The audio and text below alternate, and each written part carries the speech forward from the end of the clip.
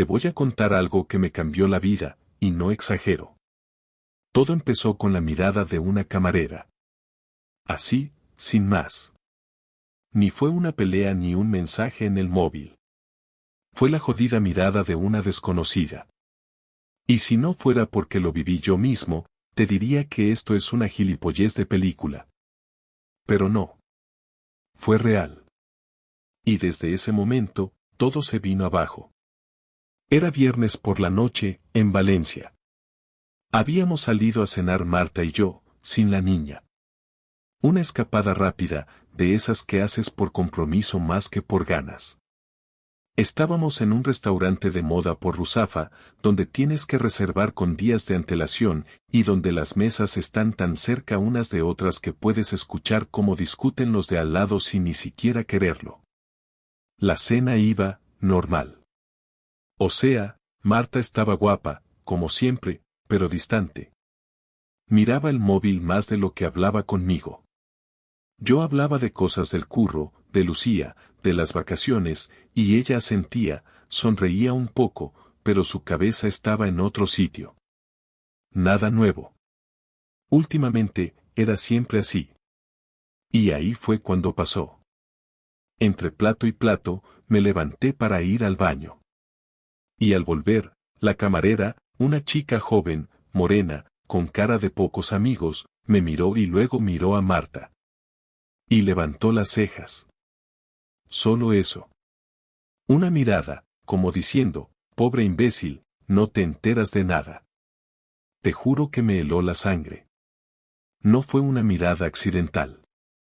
Fue intencionada, rápida, pero clara. Esa clase de expresión que no necesita palabras. Una mezcla entre compasión y superioridad. Como si ella supiera algo que yo no sabía. Me senté de nuevo, con una sensación rara en el estómago. No dije nada, claro. ¿Qué iba a decir? Oye, Marta, ¿esa camarera te ha mirado como si te estuvieras follando a otro? No. Así no funciona la vida. Pero ahí, en ese momento, algo se rompió dentro de mí. Toda la cena después de eso la viví en automático. Marta pidió un postre que ni tocó. Yo tomé café. Pagamos. Salimos. Ni siquiera recuerdo que hablamos, solo que en el coche ella iba pegada a la ventanilla, contestando mensajes mientras yo conducía.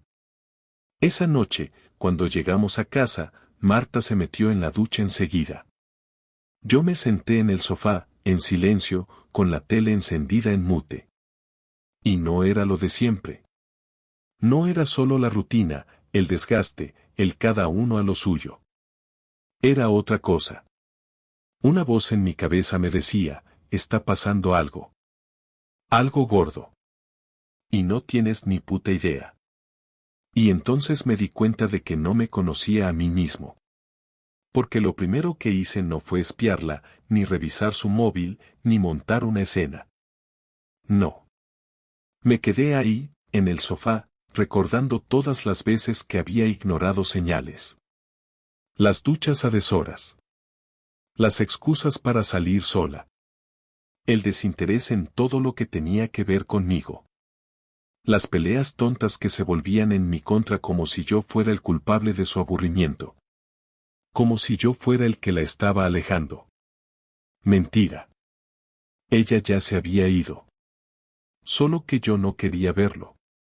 Durante días me obsesioné con esa maldita mirada. La de la camarera.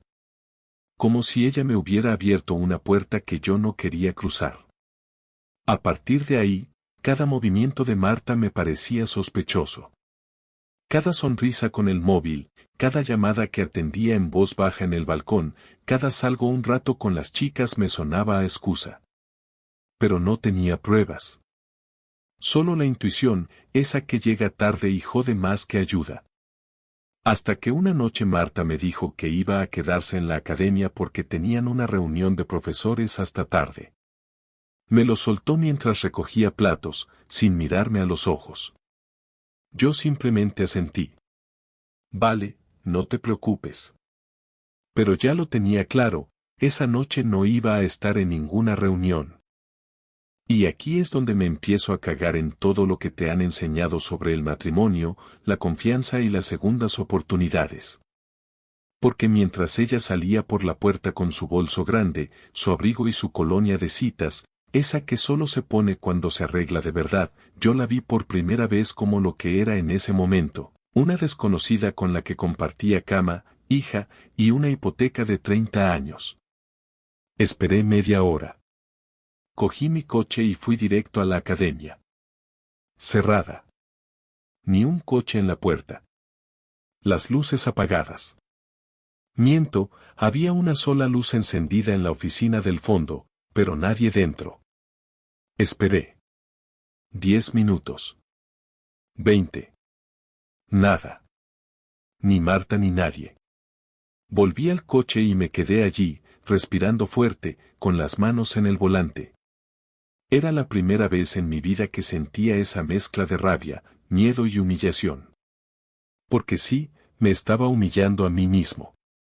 Persiguiéndola. Dudando. Sintiéndome pequeño. Pero tenía que saber. Ya no se trataba de celos, ni de paranoia.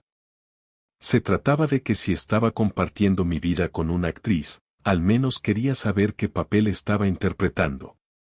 Volví a casa antes que ella. Me metí en la cama, fingí estar dormido. Cuando llegó, casi a la 1 de la mañana, traía en la voz un tono diferente. Cansancio fingido. Me dio un beso en la frente, nunca hace eso, y se metió en la ducha. Ahí supe que estaba jodido. No por lo que había hecho, sino porque había aprendido a mentirme con ternura. Y eso era peor. Esa noche no dormí nada. Me pasé horas con los ojos clavados en el techo, sintiendo una mezcla de vacío y adrenalina que no me había tocado vivir nunca. No era tristeza, no era rabia, era otra cosa. Era una sensación sucia, como si me hubieran manoseado la dignidad y ahora no supiera dónde meterla. Marta dormía a mi lado, boca abajo, con la respiración tranquila de quien no tiene nada que ocultar o, peor aún, de quien ya no tiene miedo de que la pillen.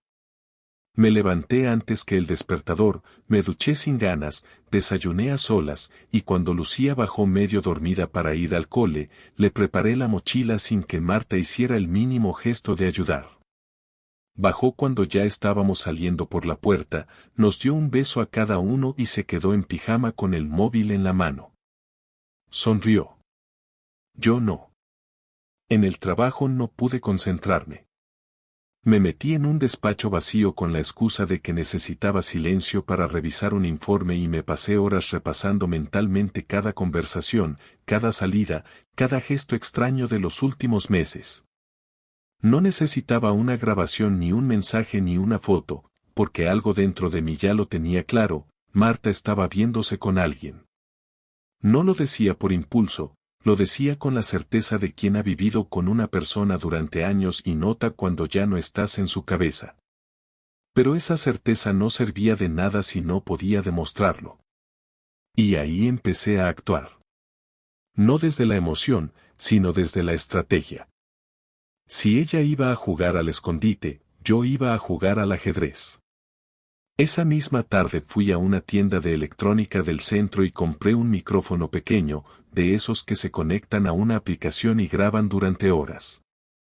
No me preguntes cómo sabía qué modelo buscar, simplemente lo busqué en Google y lo compré. Mientras el vendedor me lo explicaba todo, yo solo pensaba en que el mundo estaba lleno de maridos como yo, haciendo compras como esa, callados, con cara de piedra, fingiendo que querían grabar reuniones de trabajo mientras por dentro solo querían saber si su mujer se estaba follando a otro. Volví a casa y guardé el micrófono en el cajón del escritorio. Iba a esperar el momento adecuado. Durante los días siguientes, Marta se mostró más distante que nunca, pero también más amable. Como si intuyera que algo estaba pasando, pero aún no supiera si yo estaba dispuesto a mirar de frente. Me hablaba de forma dulce, me preguntaba por el trabajo, por Lucía, incluso por mi madre, a la que nunca le ha tenido especial cariño. Era todo tan artificial que me daban ganas de decirle que parara, que no hacía falta, que ya sabía lo que estaba pasando. Pero me callé. Prefería tenerla cerca, fingiendo, que verla huir. El sábado por la mañana me soltó el primer anzuelo. Me dijo que tenía que salir por la tarde a hacer unas compras con una compañera de la academia. Me dijo que no era seguro, que igual iban a merendar también, que no sabía a qué hora volvería. No lo dijo con nerviosismo, lo dijo como quien da por hecho que el otro ya ha aceptado esa dinámica de salida sin explicaciones. Yo le sonreí y le dije que no había problema, que disfrutara. Que yo me quedaría con Lucía viendo una peli. Marta se fue a las 5 de la tarde. Llevaba unos vaqueros ajustados, una blusa clara y perfume del Caro. Me dio un beso rápido en la mejilla, sin mirarme a los ojos. La vi salir desde la ventana del comedor. Caminaba rápido, decidida. No era una salida improvisada. Era una cita. Esperé 10 minutos y luego subí corriendo al dormitorio. Tenía el micrófono preparado. Lo metí en el bolso pequeño que Marta había dejado en el armario, no el que se llevó, sino el que usaba siempre para trabajar, por si decidía cambiar de bolso a última hora. Y como si mi instinto me hablara en voz alta, no se equivocó, a los 2 minutos volvió a entrar en casa. Me pilló en la cocina. Me dijo que se había olvidado algo. Subió rápido, y bajó con el bolso en el que había puesto el micrófono. Me miró, sonrió, y se fue otra vez. No dije nada. Le deseé buena tarde. Me sudaban las manos. Cuando volvió, pasadas las 9, no dijo gran cosa. Se duchó enseguida, como siempre. Dijo que había estado en el centro comercial, que al final habían cenado algo rápido en el área de restauración y que no habían comprado nada. Me contó un par de detalles sin que yo preguntara, como si necesitara llenar huecos antes de que yo los notara. Yo solo asentí, la miré a los ojos, y no dije nada. No necesitaba hacerlo. Porque tenía todo lo que necesitaba en ese micrófono.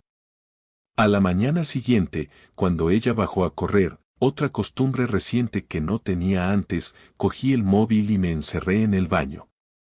Puse los auriculares, conecté la app y descargué el audio. 2 horas y 47 minutos de grabación. Me temblaban los dedos. Empecé a escucharlo. Los primeros minutos eran ruidos de tráfico, pasos, ambiente de ciudad. Luego, una voz masculina. Fuerte, clara. ¿Te ha costado salir?, preguntó. Y la voz de Marta, sin nervios, sin risa, no, él se queda con la niña. Cree que estoy con Patricia. Risas. Luego silencio. Luego una frase que me revolvió el estómago. ¿Vamos a tu casa o prefieres el hotel de la otra vez?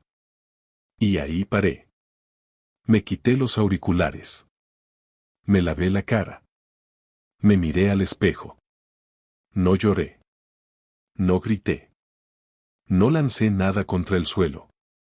Solo me quedé mirándome, entendiendo por fin que esa persona que tenía al lado desde hacía 14 años ya no era mi esposa. Era una actriz. Una profesional del engaño. Y yo, el espectador más idiota de su función. Salí del baño con la calma de quien ha aceptado su derrota, pero no su humillación. Porque si ella había tenido el descaro de hacer esto con tanta tranquilidad, entonces yo tenía el derecho, la obligación, de responder con la misma frialdad. Esa noche, cuando Marta se metió en la cama, yo fingí que me dolía la cabeza y me quedé en el sofá. Ella ni siquiera insistió. Me dijo buenas noches con la voz apagada. Y se fue a dormir. Yo me quedé ahí, mirando el techo una vez más, pero ya no con dudas. Ahora tenía un plan. No sé si alguna vez has sentido lo que es tener una verdad tan grande dentro que parece que te quema el pecho, como si tu propio cuerpo no pudiera sostenerla sin romperse. Así me levanté esa mañana, con el sonido del despertador sonando una y otra vez mientras Marta dormía como si nada hubiera pasado. Yo la observaba desde el borde de la cama, en silencio, sin moverme, intentando entender cómo podía seguir tan tranquila después de lo que escuché. Durante 14 años había dormido al lado de esa mujer, y en menos de 48 horas ya no podía ni imaginar lo que se sentía tocar su piel sin pensar en otro hombre. Me levanté despacio, preparé café, y me quedé sentado en la cocina mirando la taza como si pudiera encontrar dentro una respuesta. La rabia todavía no había explotado, era más bien una calma tensa, una especie de control forzado que me daba miedo perder. Tenía la grabación guardada en mi móvil, y cada vez que lo tocaba me recorría un impulso de lanzárselo a la cara y obligarla a escuchar su propia voz diciendo esas frases, pero no quería hacerlo así. No quería perder el control y acabar siendo el estúpido que reacciona sin pensar. Quería que lo sintiera, que entendiera que yo también sabía fingir, que podía mirarla a los ojos sabiendo exactamente lo que había hecho. Esa mañana, antes de que saliera a trabajar, le pregunté si cenaríamos juntos esa noche. Me miró con una mezcla de sorpresa y duda, pero al final dijo que sí, que no tenía planes. No sé si fue intuición o simple costumbre, pero lo dijo con ese tono neutro que usaba cuando mentía sin pensar que la estaban escuchando. Le dije que tenía ganas de pasar un rato con ella, que últimamente estábamos distantes y que quería arreglarlo. Me sonrió, me acarició el brazo y me dijo que le parecía bien. Me sentí como un actor diciendo su guión delante de otro actor que interpreta a su esposa sin saber que la función está a punto de terminar. Cuando se fue, cerré la puerta despacio, respiré hondo, y llamé a Carlos, mi mejor amigo desde el instituto. No le conté todo, solo le dije que necesitaba verle al mediodía. Nos encontramos en una cafetería del centro. Carlos me conoce mejor que nadie, así que no tuve que decir demasiado para que entendiera que algo serio pasaba. Le conté lo esencial, sin adornos. Le dije que Marta me estaba engañando, que tenía pruebas, que no sabía cómo enfrentarla sin perder la cabeza.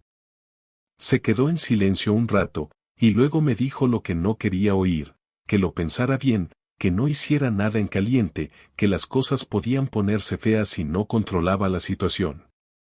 Le dije que no había nada que pensar, que no se trataba de celos, ni de una sospecha, que lo había escuchado con mis propios oídos. Me miró y asintió sin decir más. Me ofreció su ayuda, pero le dije que prefería manejarlo solo. No quería testigos. Quería mirarla a la cara y escuchar cómo se inventaba una historia. Esa tarde volví a casa antes de lo habitual, preparé la mesa, cociné algo sencillo, y abrí una botella de vino que teníamos guardada desde hacía meses. Cuando Marta llegó, me encontró en la cocina sirviendo los platos. Se sorprendió, sonrió, y me preguntó si había pasado algo.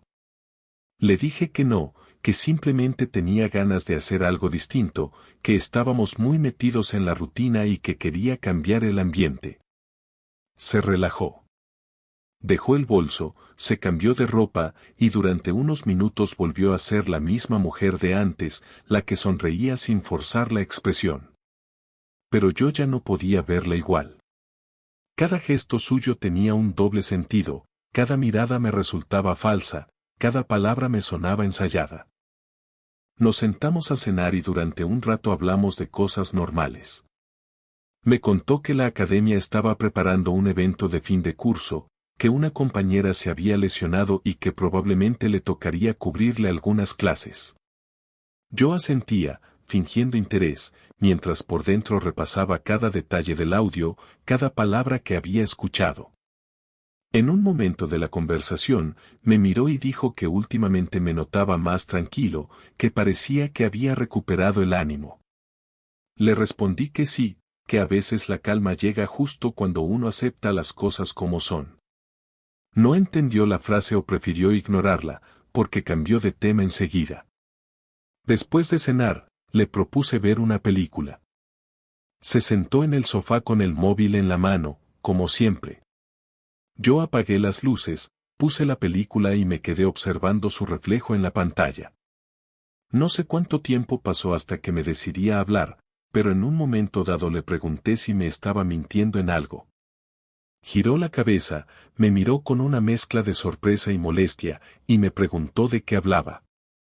Le dije que últimamente la notaba distinta, que había cosas que no encajaban, que me daba la sensación de que no me estaba diciendo toda la verdad. Marta suspiró y se echó hacia atrás. Me dijo que estaba cansada de mis paranoias, que cada vez que yo tenía un mal día en el trabajo me daba por imaginar tonterías. Me lo dijo con una naturalidad tan fría que por un momento dudé de mí mismo, pero solo un momento. Le dije que no se trataba de tonterías, que si algo estaba pasando prefería saberlo por ella antes que por otra persona. Javier, no empieces, me dijo. Estoy agotada. Si tienes algo que decir, dilo claro. Solo quiero que me digas la verdad, le respondí. ¿La verdad de qué? ¿De dónde estuviste el sábado? Se quedó callada. Movió la cabeza como si no entendiera la pregunta. Ya te lo dije, estuve con Patricia en el centro comercial. ¿Segura? Claro que sí. ¿Por qué iba a mentirte? No contesté enseguida. Me levanté, fui hasta la mesa del comedor y cogí mi móvil. Lo apoyé sobre la mesa baja del salón, justo frente a ella. Le di al play. Al principio no entendió qué era. Se oía el ruido de la calle, después una voz de hombre, y finalmente la suya. En cuanto se escuchó diciendo que yo me quedaba con la niña, su cara cambió. Se quedó blanca, inmóvil, como si el aire se hubiera detenido. No dijo ni una palabra mientras el audio seguía, hasta que la frase del hotel llenó la habitación. Entonces se levantó de golpe y me gritó que apagara eso. ¿Qué coño es esto, Javier? Dijo, con la voz temblando entre ira y miedo. Es tu voz. No hace falta que lo niegues. Has invadido mi intimidad. Esto es enfermizo. Lo que es enfermizo es que me mientas a la cara mientras te acuestas con otro. Se quedó mirándome sin saber qué decir. Intentó justificarse, dijo que no era lo que parecía, que me estaba confundiendo, que era una conversación antigua, que no había pasado nada. Todo lo que salía de su boca sonaba torpe, desesperado. Yo la dejé hablar sin interrumpirla, sin levantar la voz, sin mostrarle ni un segundo de debilidad. Quería que se viera reflejada en el silencio que yo le ofrecía. Cuando terminó de hablar, se sentó, se cubrió la cara con las manos y empezó a llorar. No sabes lo que estás haciendo, me dijo entre sollozos. No sabes lo mal que me sentía, lo sola que estaba. No. Lo que no sé es cómo has podido mentir tanto tiempo, le respondí. Tú también has estado distante. Todo lo que hacíamos era por costumbre. Yo necesitaba sentirme viva. ¿Y eso te lo dio él? No lo entiendes. Entonces explícamelo. Pero no lo hizo. Se limitó a repetir que no había querido hacerme daño, que había sido un error, que quería arreglarlo. Me escuchaba decir eso y lo único que pensaba era en el hombre de la grabación, en su tono de voz, en cómo ella le había respondido sin vacilación, con una confianza que hacía años no tenía conmigo. No fue un error. Fue una decisión. Esa noche dormimos en habitaciones separadas. Marta lloró un rato, luego se encerró en el baño, y después se metió en la habitación sin decir palabra. Yo me quedé en el sofá, mirando la puerta cerrada, sin saber si el sonido que escuchaba era el agua de la ducha o ella intentando borrar lo que había hecho. Me quedé quieto hasta que amaneció, y cuando el primer rayo de luz entró por la ventana, supe que ya no había marcha atrás. El matrimonio que habíamos tenido estaba muerto, solo quedaba decidir cómo iba a enterrarlo. Pasaron 3 días sin que cruzáramos más de 5 palabras. La casa se había convertido en una especie de campo de guerra donde nadie gritaba, pero todo sonaba a tensión. Marta evitaba mirarme, se movía por las habitaciones en silencio, y yo fingía que no me daba cuenta de nada. A Lucía la protegía como podía, intentando mantener su rutina intacta para que no sospechara que su madre y yo ya no éramos una familia, sino dos extraños compartiendo techo por inercia. Durante esas horas, mi cabeza no paraba de trabajar. No podía quedarme quieto esperando a que la culpa se evaporara o que ella fingiera un arrepentimiento que no sentía. Quería algo más, algo que la hiciera entender que sus actos no se borraban con lágrimas y promesas vacías.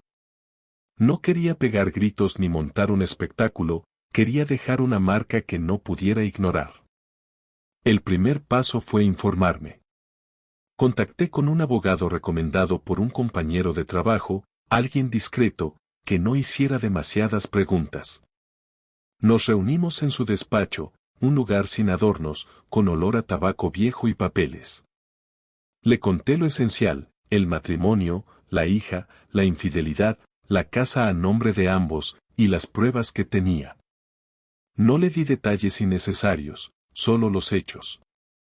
El abogado escuchó en silencio, tomó notas y me explicó las opciones legales.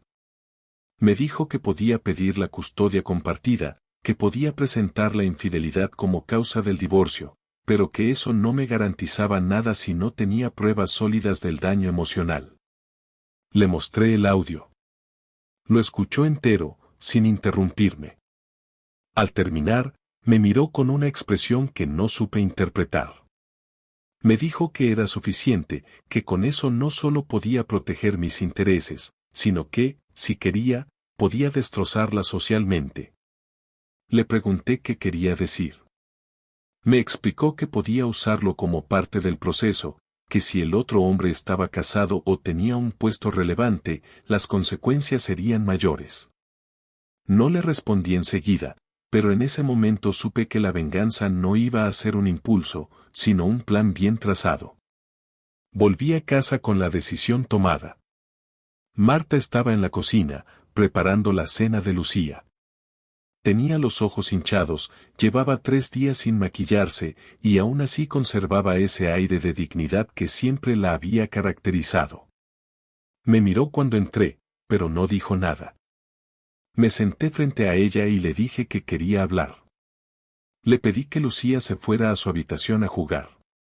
Cuando la niña subió las escaleras, le dije a Marta que había hablado con un abogado, que había decidido divorciarme. No reaccionó como esperaba. No gritó ni lloró.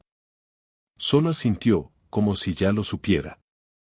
Me dijo que entendía mi decisión y que no iba a oponerse.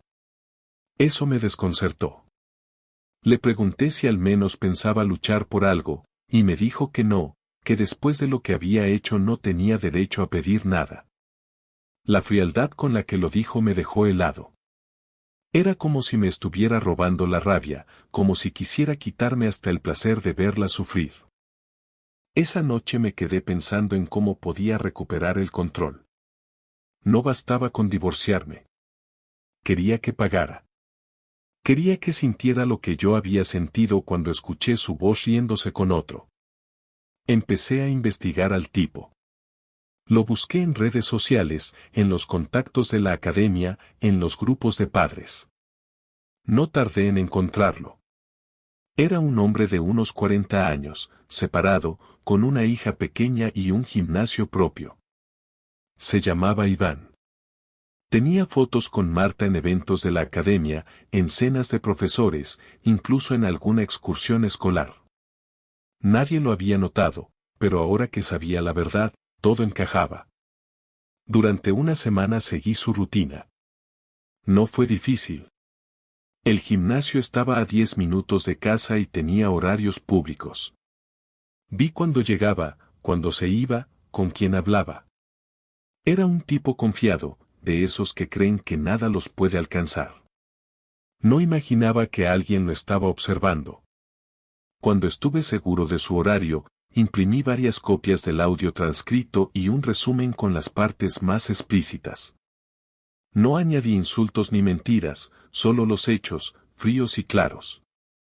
Una de las copias la dejé en su coche una mañana, justo debajo del limpiaparabrisas. Otra la envié por correo anónimo al gimnasio, dirigida al encargado. La tercera la mandé a su exmujer, cuyo contacto encontré en un foro local donde hablaba de temas de crianza. No sentí culpa. Me pareció justo. Si yo había perdido mi paz, él también debía perder la suya. El resultado no tardó en llegar. 2 días después, Marta llegó a casa con el rostro desencajado. Me preguntó si tenía algo que ver con lo que había pasado. No le respondí. Me dijo que Iván había recibido una carta con copias del audio y que su exmujer había ido al gimnasio a gritarle delante de todos. Dijo que había perdido clientes, que estaba furioso y que sospechaba de ella. Me pidió que le dijera la verdad, que si yo lo había hecho, al menos tuviera la decencia de admitirlo. Le contesté que no tenía por qué explicarle nada, que ella había empezado el juego y ahora estaba descubriendo las reglas. Su cara cambió. Por primera vez desde que todo empezó, perdió el control. Me insultó, me llamó enfermo, me dijo que no tenía límites, que estaba arruinando la vida de todos. Yo no respondí. Solo la miré y le dije que aún no había visto nada. Esa noche durmió en el sofá. A la mañana siguiente, cuando bajé, ya no estaba. Se había ido antes de que despertáramos. Lucía me preguntó dónde estaba su madre, y le dije que había tenido que salir temprano. No supe qué más decir. Pasaron las horas y no dio señales de vida hasta la tarde, cuando me mandó un mensaje diciendo que estaba en casa de su hermana. Le respondí que se tomara el tiempo que necesitara, pero que cuando volviera hablaríamos con calma sobre la custodia y la casa. No me contestó. A los 2 días regresó. Estaba más serena, aunque se notaba agotada. Dijo que quería llegar a un acuerdo amistoso, que no quería guerra, que prefería vender la casa y dividir lo que correspondiera. Acepté, pero con una condición: quería quedarme con la custodia principal de Lucía. Me miró con los ojos enrojecidos y me dijo que no podía hacerme eso, que era su hija. Le respondí que una madre que miente de esa forma no puede dar ejemplo a una niña. Discutimos durante horas. Ella intentó apelar a la razón, a los años compartidos, a todo lo que habíamos vivido, pero cada palabra sonaba más vacía que la anterior. Al final aceptó firmar el acuerdo, aunque sabía que eso le dolería más que cualquier venganza directa. Durante los días siguientes, las cosas parecieron calmarse. Lucía no entendía del todo lo que estaba pasando, solo sabía que su madre dormía en otra habitación y que yo estaba más serio que antes. Marta intentó volver a la normalidad, cocinar, hablarme como si nada, pero yo la ignoraba. Le dejaba claro que cada gesto amable llegaba tarde. A veces me observaba en silencio, como si buscara en mi cara algún rastro del hombre que había conocido, pero ya no quedaba ninguno. Había desaparecido el marido que confiaba, el que perdonaba, el que compartía su cama sin sospechas. Solo quedaba alguien decidido a no olvidar. El día que firmamos los papeles del divorcio, el silencio fue tan pesado que ni el abogado quiso prolongar la reunión. Firmó ella primero, con la mano temblorosa. Después firmé yo. Cuando salimos, se me acercó y me dijo que esperaba que algún día pudiera perdonarla. Le respondí que el perdón era algo que se ganaba, no que se pedía. Me dio las gracias por no destruirla más. Me quedé mirándola mientras se alejaba. No la seguí con la mirada por nostalgia, sino por asegurarme de que, por fin, se iba de verdad. Aquella tarde, al llegar a casa, guardé el audio en una carpeta cifrada y lo borré del móvil. No porque quisiera olvidar, sino porque ya no lo necesitaba. La venganza estaba hecha. No había sangre, ni gritos, ni violencia, pero había conseguido lo que quería, que sintiera en su propia piel lo que es perderlo todo por un error que creías controlado. No sé si eso me hizo mejor persona, pero al menos me devolvió algo que ella me había quitado, la calma. No pensé que iba a llegar el día en que estuviéramos los dos sentados en la misma mesa sin odio, sin reproches, sin acusaciones, pero tampoco con cariño, simplemente hablando como dos personas que comparten un pasado y están obligadas a ponerle un cierre. Marta me pidió esa conversación 2 semanas después de firmar los papeles. Me llamó una tarde, mientras estaba en el parque con Lucía, y me dijo que necesitaba hablar sin tensiones, sin temas legales, sin vueltas. Solo los dos. Le pregunté si quería que fuera en casa o en otro sitio, y ella eligió un café en la avenida del Puerto, uno discreto, con terraza, donde nadie nos conocería. No puse objeciones. Acordamos vernos el sábado por la mañana, cuando Lucía estaría en casa de su prima. Llegué puntual, ella ya estaba allí, con la mirada perdida en la taza de café que apenas había tocado. No llevaba maquillaje, ni se había arreglado demasiado, lo cual me pareció un buen síntoma. Me senté sin decir nada, pedí un cortado, y esperé. Marta me miró con esa expresión que usaba cuando no sabía cómo empezar algo importante. Respiró hondo, se acomodó en la silla y dijo que no estaba buscando una reconciliación, que no tenía intenciones de retomar nada, y que sabía perfectamente que entre nosotros ya no quedaba nada que salvar. Me dijo que solo necesitaba entender, que no había logrado explicarse cómo habíamos llegado a ese punto. Yo no respondí enseguida. Le di un sorbo al café y le pregunté si quería escuchar mi versión o si iba a interrumpirme como siempre. Me dijo que me escucharía. Le pregunté qué parte no entendía, la parte en que decidió acostarse con alguien del trabajo o la parte en que me lo ocultó con tanta calma que parecía que ni le importaba. Me miró con una mezcla de vergüenza y cansancio.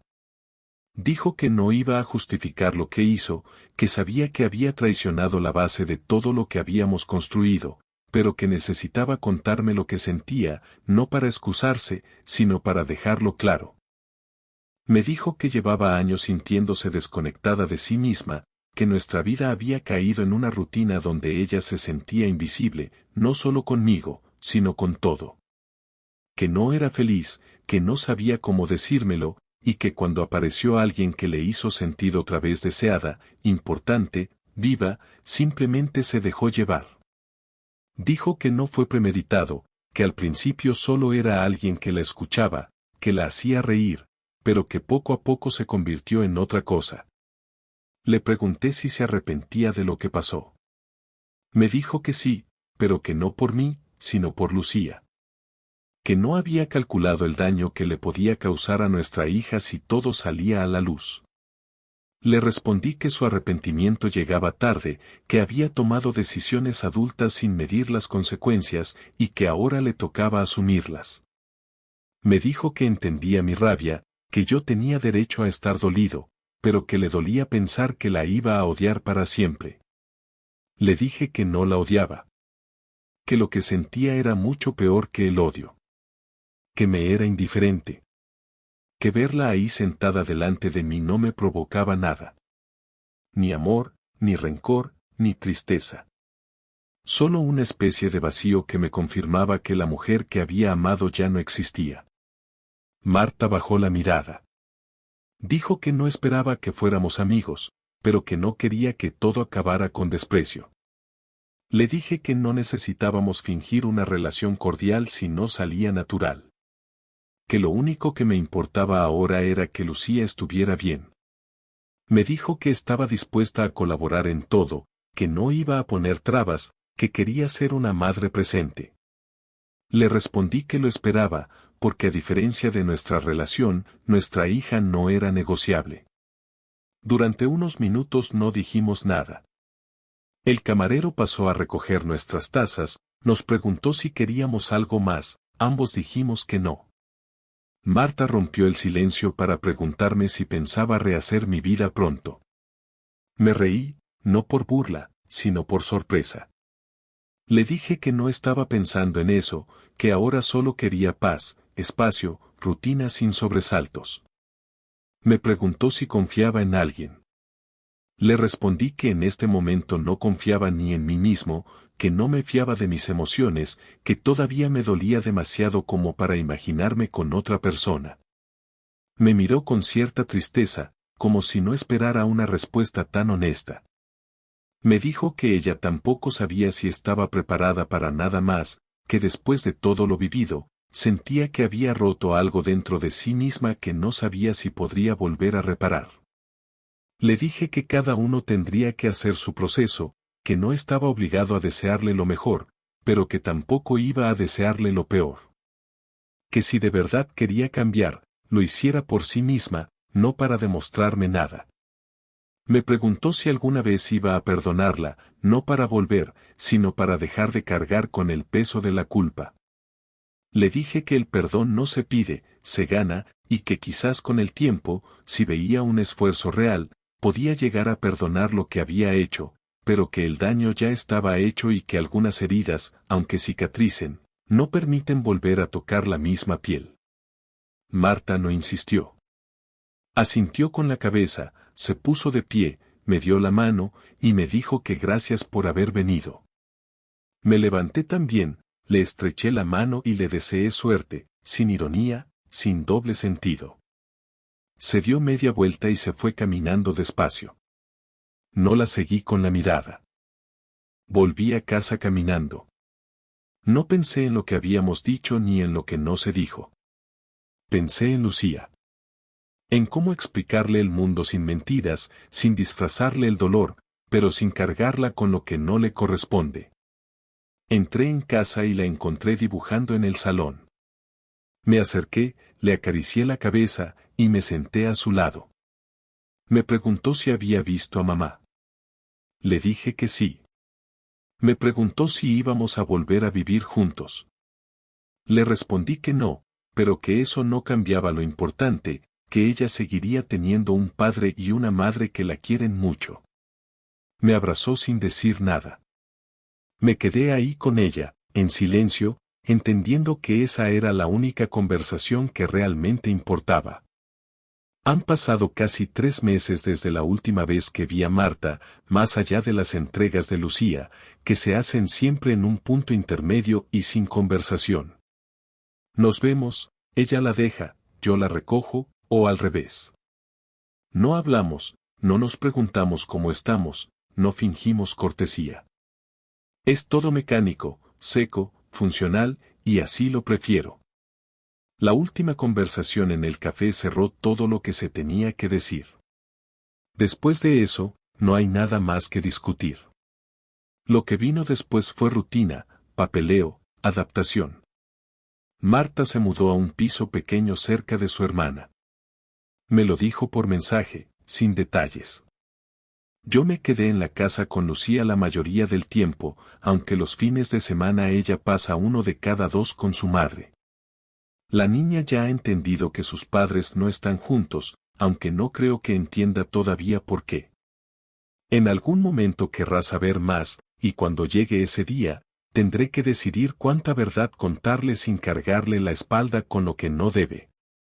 Por ahora, solo me limito a construirle estabilidad, a que no le falte nada y a mantenerme presente en todo lo que necesite. Mi día a día ha cambiado por completo. Ya no me levanto pensando en si Marta me va a mentir, ni paso las noches preguntándome dónde está. Ahora me levanto, preparo el desayuno para Lucía, la llevo al colegio, trabajo, vuelvo a casa, hago la cena, y si tengo energía, leo o veo algo en la tele antes de dormir. Suena aburrido, pero es lo que más necesitaba, paz. No tengo prisa por conocer a nadie, no siento esa ansiedad que muchos tienen por volver a sentirse deseados o acompañados. Sinceramente, ahora mismo no me interesa meter a nadie en esta vida que acabo de empezar a reconstruir. Tampoco me engaño con frases de autoayuda ni con ideas de que esto me hizo más fuerte. No me hizo más fuerte, me hizo más realista. Me quitó ilusiones, me rompió expectativas, pero también me obligó a mirarme como no lo había hecho nunca. Hace poco me encontré con Carlos en una terraza, después de mucho tiempo sin vernos. Me preguntó cómo estaba, y le respondí sin rodeos que estaba bien, dentro de lo que cabe. Me dijo que me veía más tranquilo, menos tenso. Le conté por encima cómo iban las cosas, que Marta había desaparecido del mapa más allá de lo estrictamente necesario, que Lucía se estaba adaptando bien, que el trabajo seguía igual. No me preguntó por el tipo con el que ella se había liado, ni mencionó la venganza. Entendió que ese capítulo estaba cerrado. Me preguntó si sentía que había hecho lo correcto. Le dije que sí, que no me arrepentía de nada, que si no hubiese actuado como lo hice, hoy seguiría metido en una relación rota creyendo que podía arreglarla solo. Me respondió que pensaba lo mismo, que a veces uno tiene que ser frío para proteger lo que le queda. Esa noche, al volver a casa, me senté un rato en el balcón mientras Lucía dormía. No soy de pensar mucho en lo abstracto, pero esa noche me quedé largo rato repasando cada cosa que había pasado en solo un mes. Desde la mirada de aquella camarera hasta el último día que compartimos cama. Todo se reducía a decisiones. Marta decidió ocultarme su infidelidad. Yo decidí descubrir la verdad. Ella eligió mentir. Yo elegí exponerla. Nadie me obligó, nadie me salvó. Lo hicimos todos nosotros, con nuestras propias manos. Supongo que por eso duele más. Porque cuando te destroza a alguien que elegiste amar, no haya quien culpar más que a ti por haber confiado. No me siento víctima, ni tampoco un héroe por haber reaccionado con firmeza. No necesito que nadie me diga que hice lo correcto. Sé lo que hice y por qué lo hice. Me respeté. Me defendí. Y eso, después de todo lo que pasó, es lo único que me interesa conservar. En los últimos días, he pensado en si Marta está con alguien más, si sigue viéndose con ese tal Iván o si lo dejó después de todo el lío. No porque me importe sentimentalmente, sino porque me interesa saber si al menos aprendió algo. Supongo que nunca lo sabré. Ella nunca me lo dirá, y yo no voy a preguntar. Esa puerta está cerrada y no tengo intención de abrirla ni siquiera por curiosidad. Lucía ha empezado a preguntarme cosas pequeñas, detalles que no parecen importantes pero que van mostrando que empieza a entender. El otro día me preguntó por qué su madre no dormía ya en casa. Le dije que a veces las personas que se quieren mucho también pueden dejar de vivir juntas, pero que eso no cambia el amor que sienten por sus hijos. Me miró con cara de que no lo entendía del todo, pero no insistió. En algún momento vendrán las preguntas más difíciles y estaré listo para responder sin cargarla con la parte sucia. Lo importante es que no crezca con odio, que no piense que uno de los dos es malo. Que entienda que la gente se equivoca, que a veces comete errores que cambian todo, pero que lo importante es lo que uno hace después. No tengo planes de futuro más allá de lo inmediato. No estoy soñando con rehacer mi vida ni con recuperar lo perdido. Estoy construyendo algo nuevo, con lo que quedó después del derrumbe. Lo hago en silencio, sin apuros, sin expectativas. Ya no me da miedo estar solo, porque ahora sé que estar acompañado no siempre significa estar bien. A veces estar solo es lo más honesto que uno puede hacer consigo mismo. Cada día que pasa, duele un poco menos. Cada vez que veo a Lucía sonreír, me convenzo de que hice lo que debía. Ella no sabe todo lo que pasó, pero siente que ahora hay orden, estabilidad, presencia. Eso es lo que importa. Marta no me ha vuelto a escribir fuera de lo necesario. Ni un mensaje de cumpleaños, ni una disculpa nueva, ni un intento de acercamiento. Lo respeto. Cada uno está en su proceso, y el mío ya no incluye seguir mirando hacia atrás. Aprendí que hay cosas que, una vez rotas, no deben intentar repararse. No por orgullo, sino por dignidad. Ya no siento rabia. Solo quiero vivir tranquilo, hacer bien mi trabajo, cuidar de mi hija, y, cuando llegue el momento, abrir la puerta a lo nuevo sin miedo. Pero eso será más adelante. Ahora solo quiero estar en paz. Y si algún día ella vuelve a pedirme una nueva oportunidad, si aparece con disculpas o con explicaciones tardías, no hará falta decir nada. Porque la respuesta ya la sabe. La decisión ya está tomada. Y esta vez, es definitiva.